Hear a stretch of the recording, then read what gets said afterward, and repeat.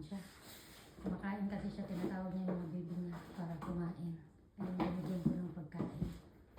Ayan, tinatawag niya mga anak niya. Nobody here inside, Queenie.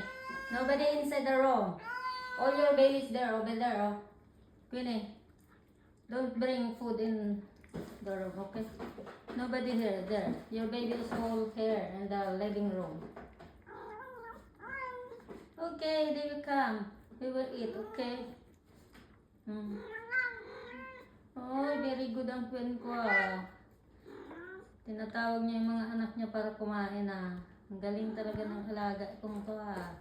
Love na love niya ang mga baby niya ah. Love na love mo mga baby mo ah.